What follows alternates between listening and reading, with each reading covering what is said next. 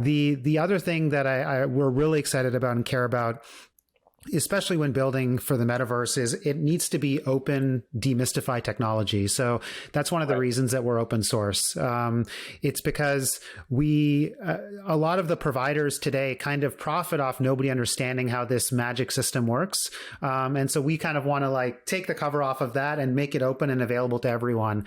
And I can say more about that too, on how we think about the different offerings that we have, and think about even like decentralization.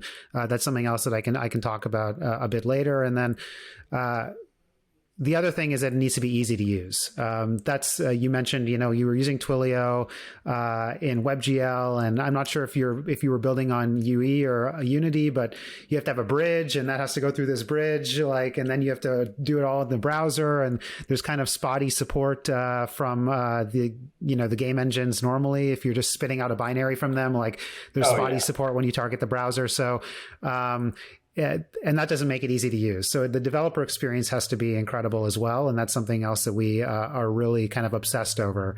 One last thing I'll say, sorry, if you don't mind, is that when you talk about like what are the kind of use cases or things that you need to do differently for the metaverse and the flexibility, I mean, you can imagine, right? Like, so audio, there's obviously audio muxing, and how do you deal with many people together in a space? Like if you have a large event, like who can hear who, and how do you deal with that massive scale where you have a lot of, hundreds of publishers, hundreds of subscribers, or thousands, or whatever the number is.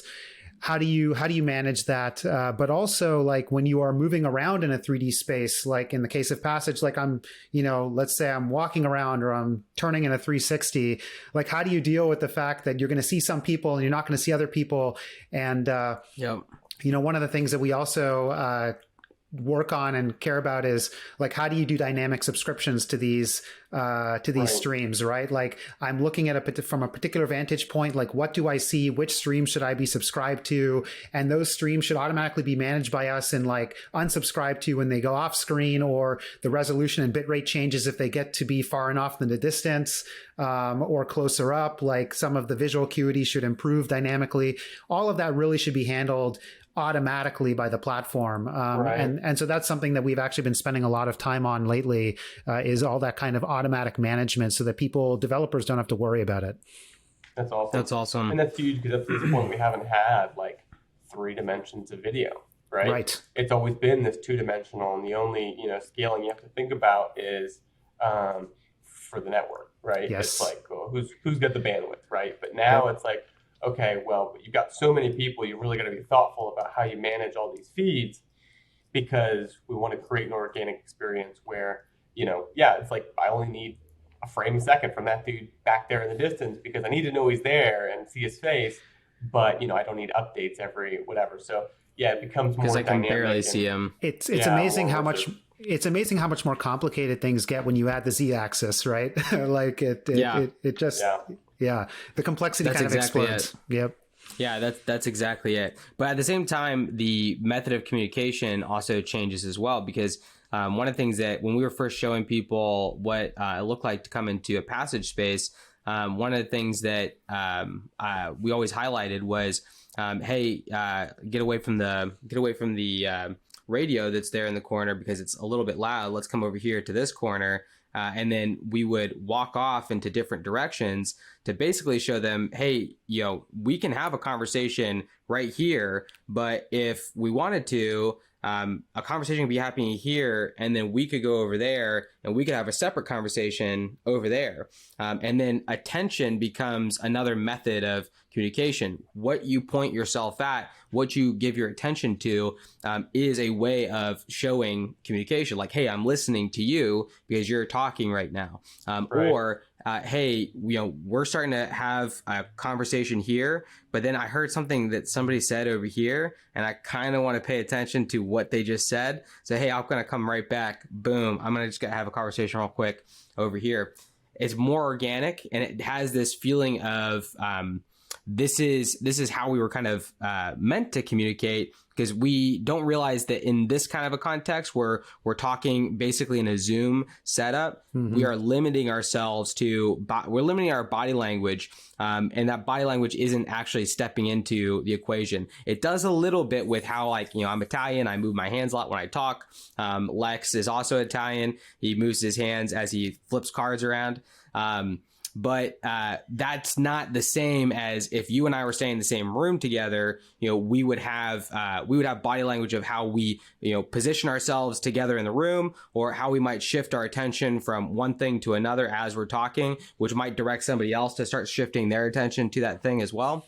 It's amazing how much goes into that is totally relevant to where we're starting to go with the metaverse. Well, and I like that you talked about kind of like arbitrary. About inputs, right? Because, normally we think about inputs as audio, video, right? That's it, right? It needs speakers, right? If it's your output.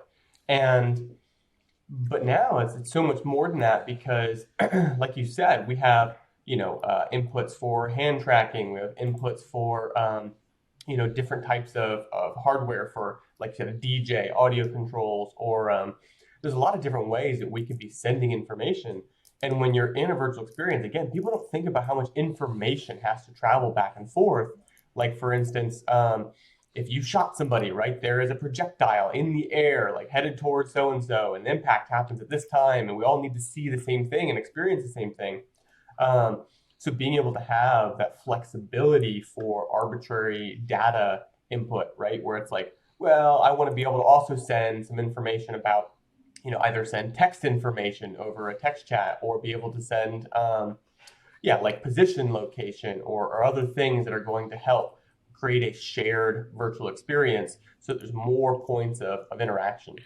Yeah, it's exactly right. I mean, if you look at kind of how we process information on the web, even, it's very much kind of like what I like to call analog or async or discrete, right? It's clicks on a button or scrolls on a page or copy and pastes of text. But really, in this new world, it's all continuous. It's not discrete, right? There's just things happening all the time in real time. Sensor data is being spit off all the time. Like my watch I'm wearing right now, right? It has an accelerometer. It's tracking my movement. It's trying to detect whether I'm going to start an exercise and then ask me if I want to track it, right? This is just continuous processing of these streams of information, looking for particular events versus a discrete one where I go and I tap a button, right? It's very different. Very different. Well, and this is what's powerful about this too, is that when you get people together, human interaction and community has inherent value to it, right? This is something we've seen in games and gaming communities. We've seen this in, pretty much anytime you get people, a community built around a project or some type of initiative, the community in and of itself has value, because people can interact and communicate with each other. They can share information organically. They can provide context. There's so many things that humans do that add content, right? Well, I saw this and I can pass this information off to another person. That's something that would take a complex system to automate, right? For people to be able to understand each other's needs and quickly provide, information on the fly. But you see people doing this all the time in the gaming space, where it's like, oh, I discovered this thing that you might run into. Here's the thing, right? And especially in the community that we're built around Passage and the games that we're building and the experiences we're building, it's super helpful to have this community that a lot of times takes care of each other, right? And so we have to, the more we can create an open, organic means for the community to interact and to see, this person in this virtual world is in this space encountering this thing, whatever it is, right? They're running into a problem, they're, trying to solve this thing or interact with this, then the more we have open opportunity for organic interaction, somebody can see and intervene, right? And help to avoid problems or help to make a better experience for each person. But that requires this kind of new, more organic form of communication, interaction, where it's a lot more, like you said, real time, right? It's all happening now. And the more we can facilitate that organic interaction, the less we need kind of these hard-coded, arbitrary processes to catch people who are running into issues or things like that. So Yeah, I like to say sometimes that we are like one of the things LiveKit is trying to do as a mission is level the world's playing field. It's still like advantageous to be next to a person or in the same room as a person, especially from a collaboration or a connection standpoint. And how can we push that towards, flat, right? How can we make it so there isn't like this inherent advantage, or get as close as possible to that, so that everybody can really participate in, in this new type of world. Oh, I love that. That's and awesome. I think that's a huge mission for us as well with Passage was, the whole point of the streaming element, being able to stream an Unreal experience from the cloud rather than having to download an app, is because in some ways, even though bandwidth is more expensive, it's more accessible than hardware in a lot of ways right now today. I mean, with, all the Starlink or 5G, like all these new utilities that we have for, conveying information, or fiber networks, bandwidth is becoming more prevalent, especially in, you have, things like food deserts in urban areas, right? Where it's like there isn't a grocery store. It's like, but you still have bandwidth, right? And so it allows you to take a more personal experience, right? Again, we're not going to recreate the face-to-face human experience, but if we can get closer with the tools that we have, then you're able to, elevate somebody to have a more personal, engaging educational opportunity, a work advancement opportunity from anywhere in the world, right? Yep. So these are tools that are going to serve, under accessed areas, right? And open up opportunities to be a human in the world stage for all kinds of people. So yeah. I love that. Yeah. And there's amazing side benefits too, right? I mean, there's climate change, right? Like people commuting less is going to produce less pollution. And then there's the housing crisis, right? Like certain areas become hubs and then insanely expensive to live in. But if you can live anywhere, right, and it's not a huge disadvantage to be anywhere in the world arbitrarily, then, that kind of flattens out the cost of living as well. 100%. Recognizing the inherent value of every individual, you want to create this bigger opportunity, right? Where distance isn't the same barrier that it used to be. Yes, absolutely, 100%.